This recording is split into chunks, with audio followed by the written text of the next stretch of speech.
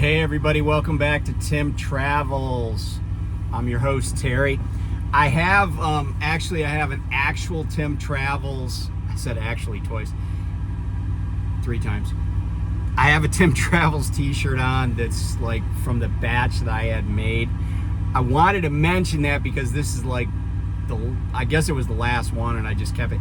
It's a 3X, so I'm kind of like swimming in it. But anyway, I want to get some more swag made, and I'd like people's input because I know people have asked about getting stuff, and I think I'm gonna set up like a Shopify site and just somebody gets a t-shirt, and I'm also looking for ideas like what besides t-shirts would people be interested in. Hoodies?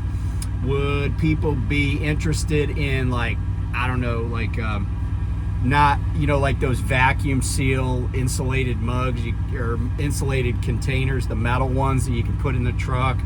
I have a nice one actually that I got at the Prime store, but yeah, let me know. And also colors. The original batches of shirts that I did were either navy blue or black, and probably many of you watching have those, but what I was thinking is doing like a lighter blue, like a royal blue, almost like maybe the color of this truck, or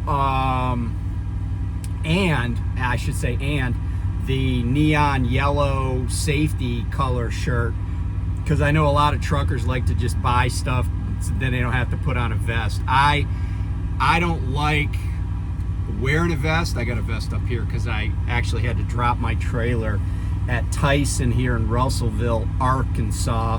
It's supposed to be a live unload, but they kind of don't do that at that facility. If you've been to the Russellville distribution center, it's always drop and hook. My company doesn't have any trailers there, so I said, hey, could I just drop it, and then you guys call me. So they said they would text me. So I'm just on a 10. I'm over here at the Flying J. I took a shower, and hopefully I have to pick up a load tomorrow in Carthage, Missouri, so tomorrow evening. So if they get done at 2 o'clock in the morning, I'll have my 10 in, and then we can get the show on the road. So anyway, let me know about swag. I can't like foot the bill for everything, but if people are interested, I would like to share it.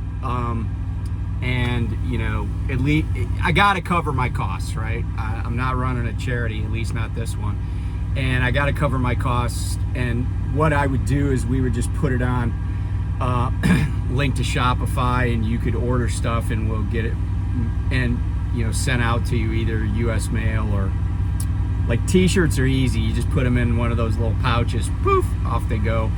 And then bigger items we would also either mail or UPS or whatever to your home or office, or like I guess if you have a mailbox at the Prime terminal, you can get one there too. And yeah, so I thought about putting the only thing that's on the back of these is just a YouTube logo. I did think about adding like a little tagline like "Say no to corporate douchebags" or something like that, but let me know what you think.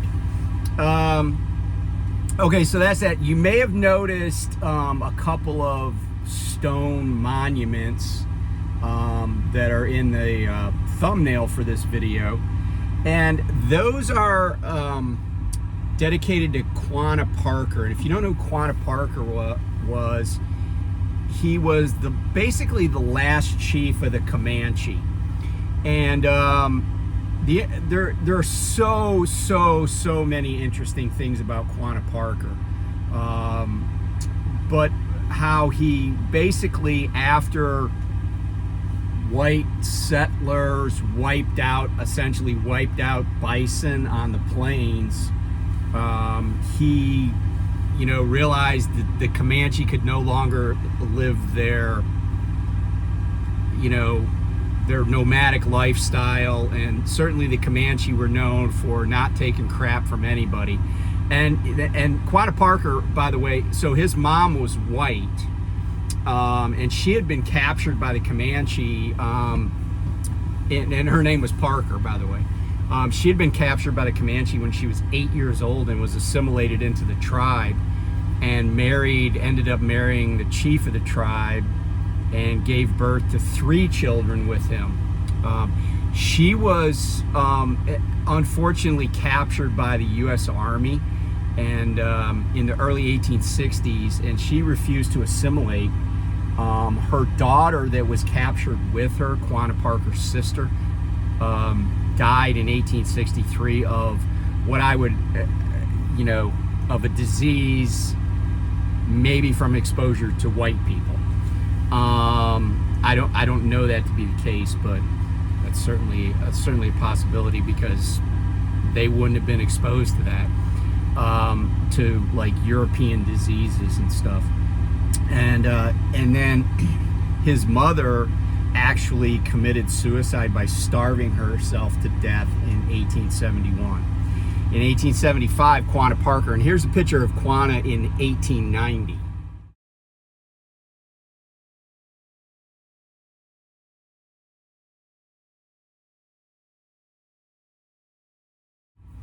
So 1875, Quanah Parker leads his people to Fort Sill, Oklahoma, which I actually went through Lawton today. And by the way, this little monument is between Altus and Cache, Oklahoma, on US Highway 62.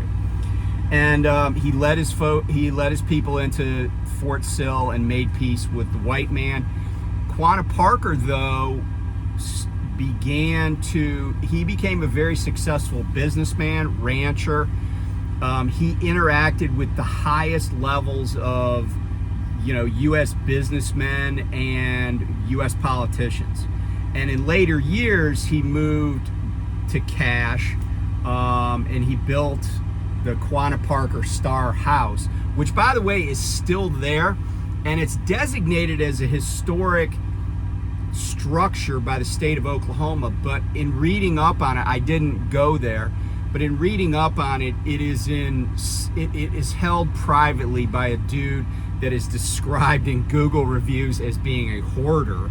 I can't remember his name. His name is in the Google reviews, because people are pretty kind of outraged about it, because this is an historic house. Quanah Parker had 7 wives. Like, the only guy I can think of that had more wives than Quanah in the American West was Brigham Young. But Quanah Parker built this house, not unlike Brigham Young built his house in Salt Lake City, with space for each of his wives and their children. And then Quanah lived in his own little kind of Spartan headquarters. Or Spartan room. But anyway, the Star House, President Theodore Roosevelt went to see Quanah Parker at the Star House. That's how big of a deal Quanah Parker was. And Quanah, Texas is named after him, and there's all sorts of other stuff that refers to him and the Comanche in North Texas, Oklahoma, stuff like that. But anyway, this house is in the hands of this private individual who apparently won't fix it up. People have described him as a hoarder, and there is a fair amount of like outrage about the fact that this historically significant house, built by one of the most important figures, certainly one of the most important Native Americans ever, up there with Sitting Bull and Red Cloud and names that you have heard, right? And going back to Powhatan, it's just a shame. It's just a shame. And people come there. Apparently this guy owns a restaurant. He won't open up the place until after 2. He charges people. But the crazy thing is that if this guy was just like, yeah, I'm going to relinquish the property to like some historic preservation outfit, in a New York minute, somebody would take it, and there would be funds to fix this place up. So it's kind of a shame. It's like I said, important people. Samuel Burke Burnett, who Burke Burnett, Texas is named after. He was a huge rancher at the turn of the 19th century, and he was very close to Quanah Parker, and they and their families they were very close, very respectful. Burke Burnett actually kind of adopted as a rancher the Comanche way of doing things to preserve the land and to grow his cattle herds and stuff like that. He didn't fight the natives. He just was like, let's embrace how they do things. Now, I will say that the reason Quanah Parker wanted to meet with Roosevelt is because he wanted to reserve 400,000 acres of Comanche land that ultimately was given to white settlers. But he did strike deals where the Comanche got revenue from their lands for cattle grazing and stuff like that. And by the way, Parker, Burke Burnett, and Theodore Roosevelt all went wolf hunting while Roosevelt was there. So anyway, a little bit about Quanah Parker. There's a book. I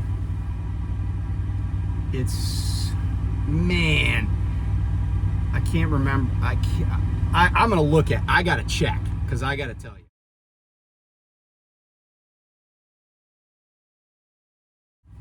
So the book I was trying to remember the name of, Empire of the Summer Moon, and it's by the author is S.C. as in South Carolina, S.C. Gwynne, Gwynne, and it's not a book I've read. It's a book I'm going to get and read. But it comes highly recommended. It was on the finalist list for the Pulitzer Prize the year it came out. So it's not a joke, and it's about the Comanche and Quanah Parker, and it's an important chapter in American history, and one that should not be forgotten. And you know, it's very sad to me that the Star House is probably just going to collapse under its own weight because some crappy person without the guy obviously knows its value, knows why people come there. He just doesn't want to do anything to preserve it, so that kind of sucks.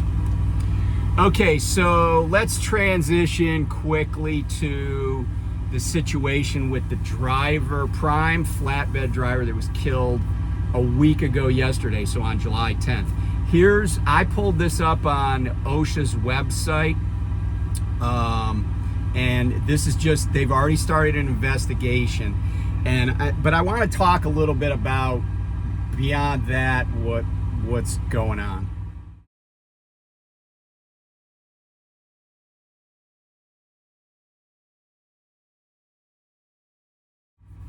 Okay, so OSHA's going to do an investigation on this shipper, right? Extruded, whatever they're called, in Wiley, Texas. And by the way, that place has 2 facilities in Wiley. But anyway, so if you're not familiar with what's going on, I got an email about it from a viewer, and I also got in that email, I got a screenshot of a message that a prime fleet manager sent out. But I'll tell you what the email said and all that stuff. So I get the email, and they're describing a situation where a trainer, 40-year-old driver, and I do know his name, but I'm not going to say it. But he goes down to Texas, picks up a trainee, I guess met him at a hotel or something, picks him up, and the next day shortly after, they're picking up a drop and hook flatbed at this business in Wiley, Texas. And at some point, the trainer realizes that the trailer is improperly loaded and is overweight, either totally overweight or as to the axles. I don't know which. Doesn't really matter. So they tell the company, they're like, hey, this has got to be reworked. And they're like, okay, we'll send a forklift operator out there. But in order to expedite this whole thing, the trainer, and I assume his trainee, they take the company had loaded it, they had strapped it and tarped it. So they take the tarps off, obviously take the tarps off first, I think, And then they unstrap it, waiting for the forklift operator to come. While they're waiting, the load, I guess you could say, shifts, but whatever happens, the load dislodges from the trailer and falls off the trailer. The trainee is able to get out of the way. The trainer is not, and the lower half of his body is caught by the load, so crushed under the load, and he survives initially. He's alive when he goes in the ambulance. He dies later in surgery. And so the trainee, of course, finds this out, and it's a horrible situation for all concerned. The trainer, obviously, 40-year-old guy. The trainee, and I've met trainees in the past who've been involved in really traumatic incidents. Like I met a guy one time who was in the sleeper when his trainer wrecked in an ice storm, like plowed into other vehicles and stuff, and he was off of a truck for quite a while till he decided he could come back, and so again, just a traumatic, terrible situation for everybody concerned. But I gotta say this, and I know it may sound like I'm beating a dead horse, or this is like a constant refrain, but I read the message from the fleet manager, and he basically sent a message to his whole fleet, and he said, hey, you may know that so-and-so was killed. Again, he says his name. Because this is what he said that jumped out to me, because again, I probably read things differently than people, and I recognize when you say something about work or whatever, it matters, right? And so he says so-and-so, was killed when his load fell on him. And I was talking yesterday to a friend, Josh, who's actually a reefer driver, a prime contractor, and I said, that really pisses me off that the fleet manager would tell the fleet that this guy was killed by his load.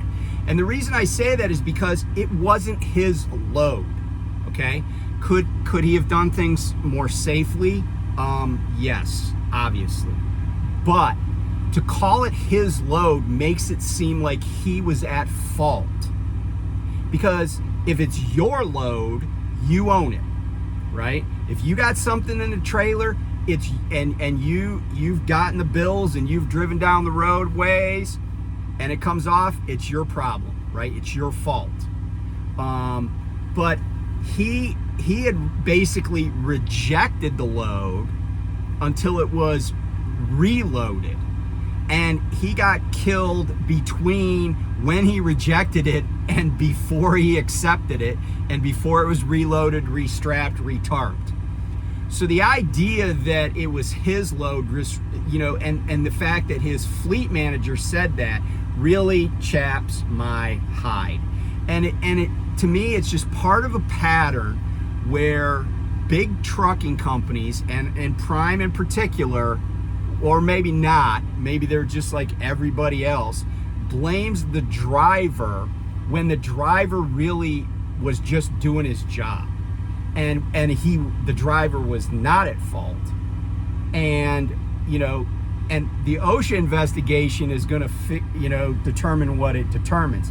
But I said to my friend, if I was running Prime or running a Prime flatbed, I'd be like, well, we're not going back to that company until we have a come to Jesus with them about safety. And, having been in the military, I know that if that happened in the military, we would have shut everything down until we figure out how we ended up with somebody dead. And, it's not acceptable that they were probably just like, oh yeah, just restack that load and we'll send some other qualified driver to get it, because obviously the trainee can't hook that load and take it on its way. But and also just telling every other trucking company, hey, this happened to our driver at this facility. We know Maverick, TMC, Melton, Rail, whoever it is, right, that does flatbed. We know you guys are hauling out of there too, and we don't want this to happen to one of your guys. So let us tell you what's going on. And, I said, hey, I would immediately stop hauling anything out of there till I got all this resolved. And maybe if it wasn't resolved to my satisfaction, I wouldn't haul out of there at all. And my friend's like, do you really think other companies would do that? He's like, no, that wouldn't happen. I said, I know. That's why Terry isn't running a trucking company, because I value human beings more than I value business. I'd rather be poor and, keep my workers alive than be rich and have a bunch of dead people. And I look, I was in the military, I was in the fire service.